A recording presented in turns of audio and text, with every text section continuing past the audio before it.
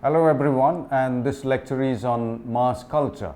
It's a part of your paper on media, culture and society.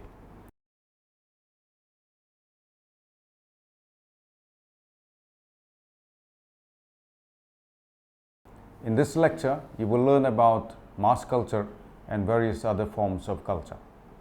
You will also learn how mass culture is produced within a society and how it is different from other subcultures.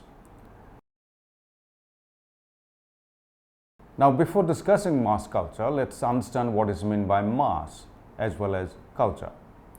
The concept of mass in social science as well as in media and communication studies depicts a society, the members of which are associated with each other through communication despite being scattered over a large geographical area. On the other hand, culture reflects a set of codes, values, attitudes, behaviors, living styles, and so on that bind people together consciously or subconsciously. Edward Teller in 1871 used the term culture in his study of the primitive culture to mean some qualities which members of a society acquire. For Teller, these qualities comprise of a complex whole of knowledge, belief, art, morals, law, customs, or other capabilities. Mass culture therefore means popularization of the culture among the masses. It refers to the creation and calculation of culture through mass media among the masses. Now the question is, can the terms mass culture and popular culture be used interchangeably? Let us try to answer this question. While some scholars characterize popular culture through its popularity based on quantitative analysis, but Lawrence Levine, a famous historian, defines popular culture as culture that is popular, culture that is widely accessible and widely accessed, widely disseminated, and widely viewed and heard or read. Popular culture is recognized through mass culture. There is yet another form of culture called high culture. High culture was used by aristocrats to publicize their class among the neo-elites.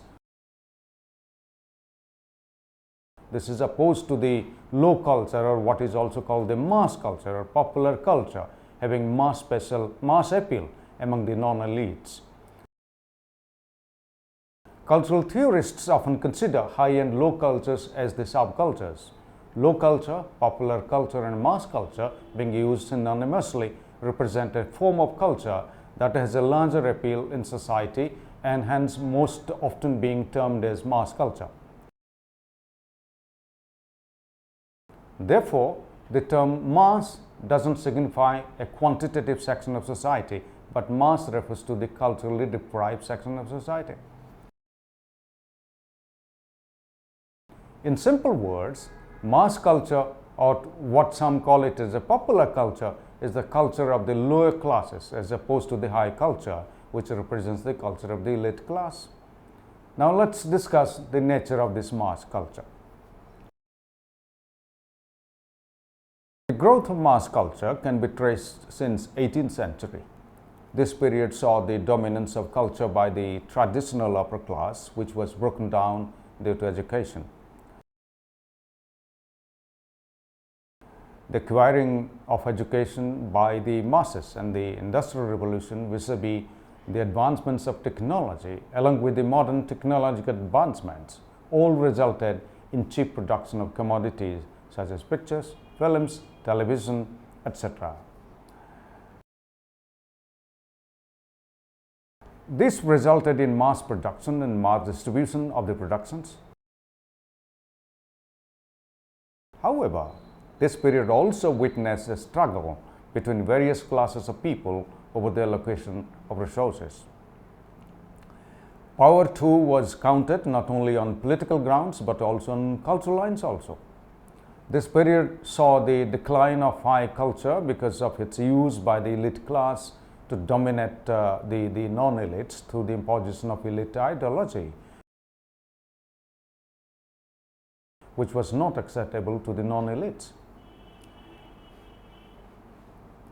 In support of this, Hague argued that the trouble with mass culture is that in various direct and indirect ways, it tends to make the existence of high culture impossible.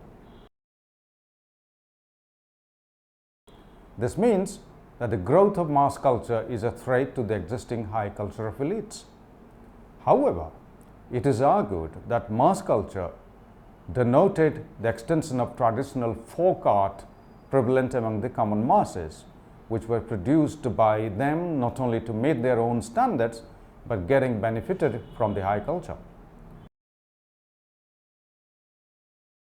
Rationally, the struggle among the advocates of mass culture and high culture is actually a misleading one, while the supporters of high culture are actually against the mass culture, which they believe is harmful for the people consuming it in particular and for the society in general.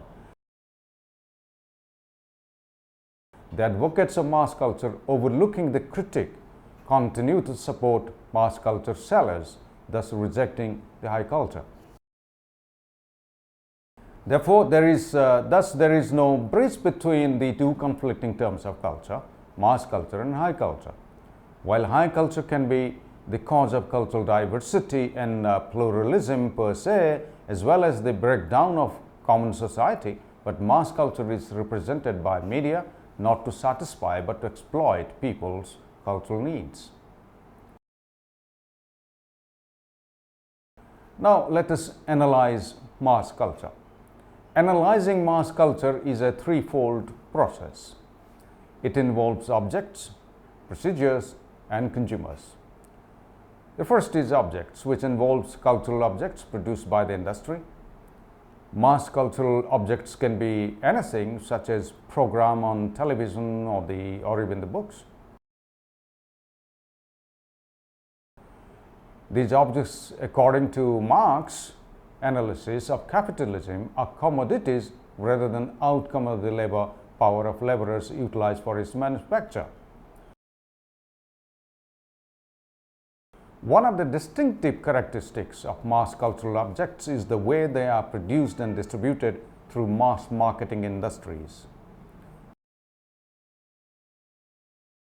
The usage of the produced objects results in the creation of culture by the consumers. Sociologists argue that this aspect of mass culture dynamics is very much neglected in its analysis. Consumers modify the objects which they use in a way that these objects, after modification, reflect certain cultural symbols which they use in certain community or group practices. Willener calls this process of massification of the objects as the process of personalization. The second tradition is concerned with the producers of objects. Objects are produced by the producers for exchange of value, which as consumers of these objects consume for their own value. Exchange value and use value are interconnected through sign value, which is applied through advertising and control of the market to complicate the consumer's calculating consciousness. This indicates that there is no mechanical domination of the consumer behavior. Instead, it reflects a sort of relationship between the producer and the user, which is placed on the consumer behavior. Manipulation of the calculating capacities of consumers by the producers in order to sell their objects involves a process called transfunctionalization.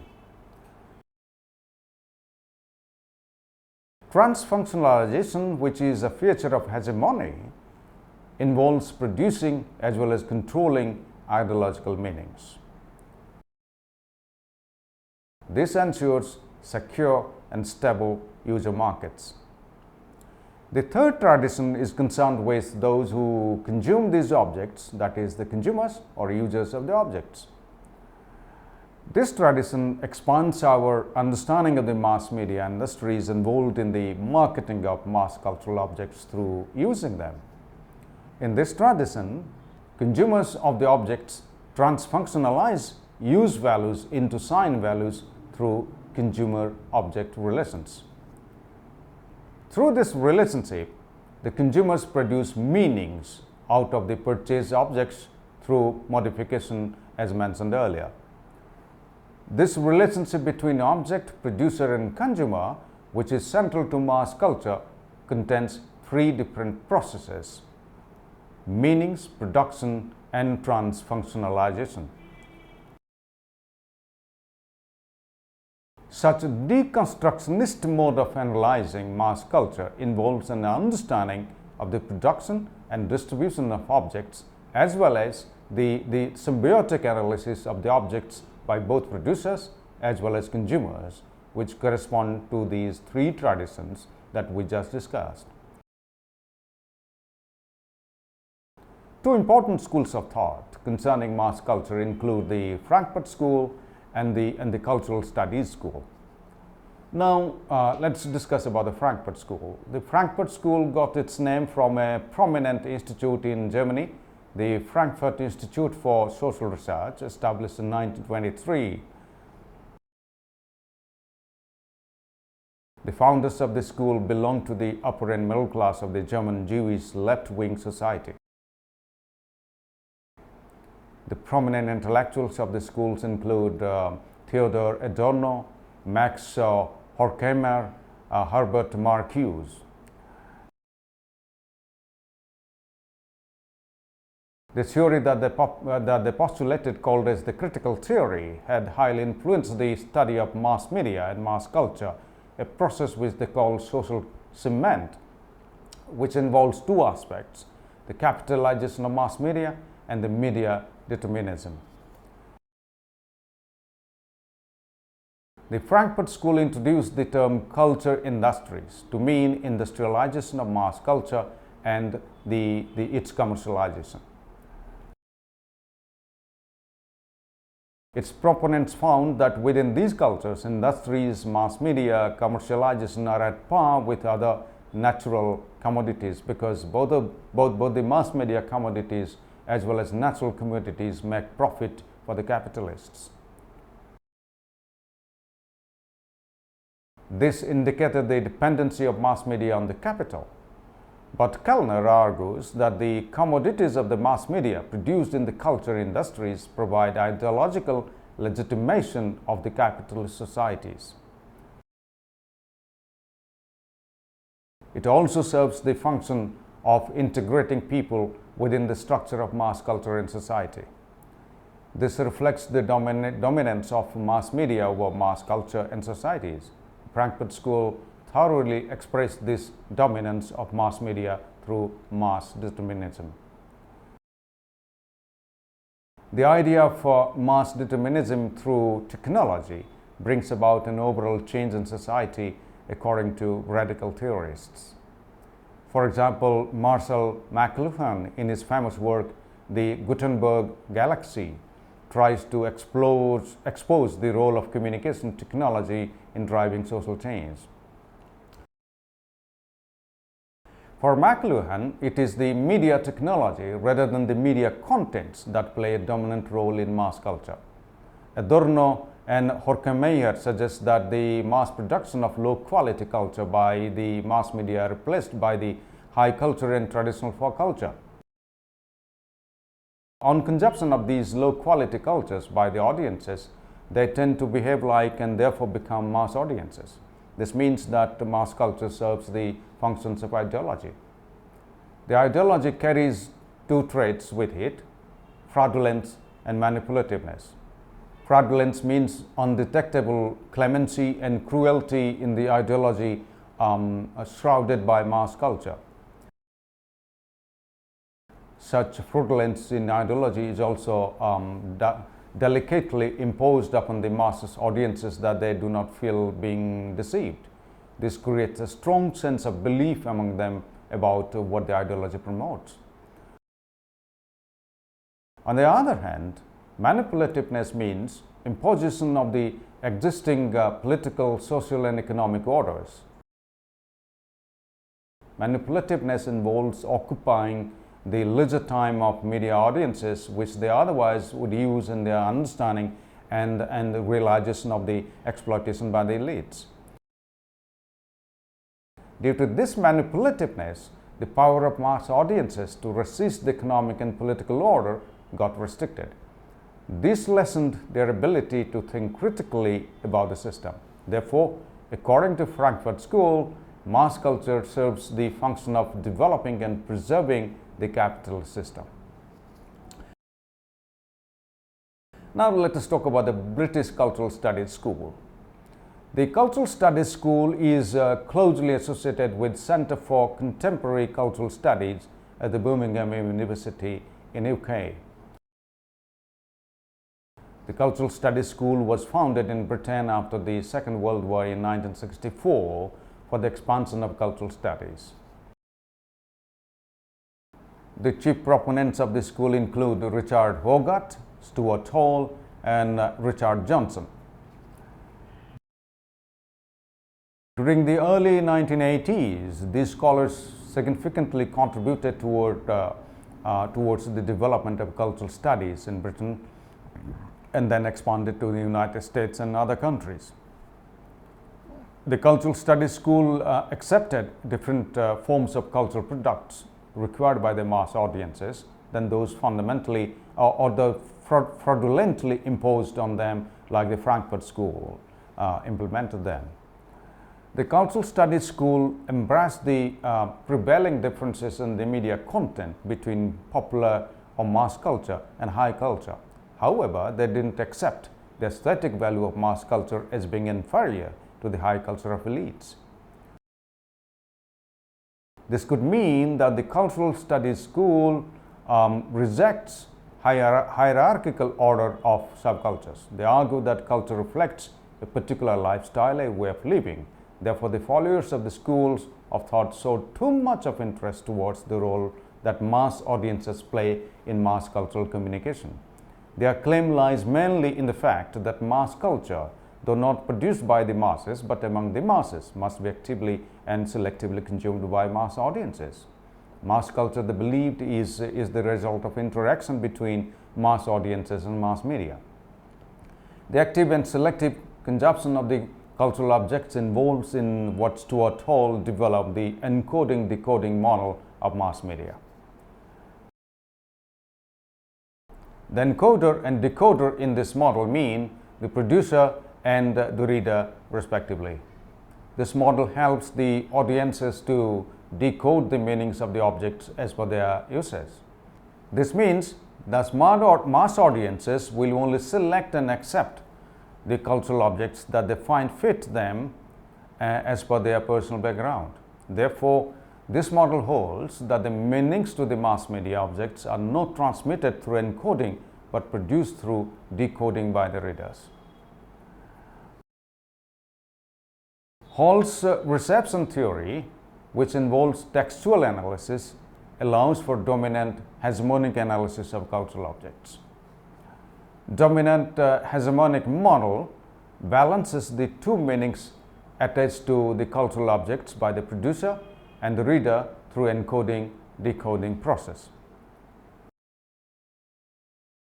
The process is applied to see whether the meanings attached to the cultural objects through decoding by the audiences are similar to the meanings attached through encoding by the producer.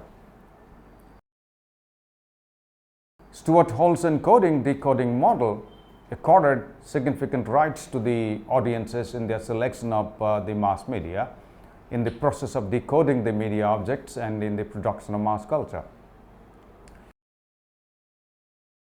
This allowed for the abolition of cultural hegemony, which further resulted in the transition of masses from passive followers to both the consumers and producers of mass culture. In short, both the Frankfurt School and the Cultural Studies School, despite their significant contributions, differed in their critiques of the masses, mass culture, mass media, and mass audience. Therefore, while the cultural studies school shows concern with how masses engage with the mass media objects, the Frankfurt School, on the other hand, deals with how mass media influences the mass audiences. Friends, therefore, we are concluding this part. Therefore, in this lecture, we have discussed mass culture and the allied terms such as high culture, popular culture, low culture, and so on, and try to bring out differences and similarities within these different forms of culture.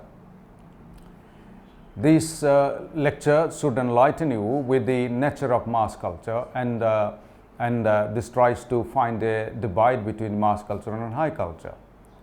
We discussed that while analyzing mass culture, threefold process is used to analyze different traditions of mass culture involving objects, producers of the objects, and the consumers or users of the object. We also discussed the two schools of thought, the Frankfurt School and the Cultural Studies School, that have significantly contributed towards the understanding of mass culture in relation to production, distribution, and consumption objects. Therefore, at the end of this lecture, you should have a better idea of the concept of mass culture and the various theories that surround it. For more details, please read the modules carefully and also attempt the questions given at the end of this module. Thank you very much.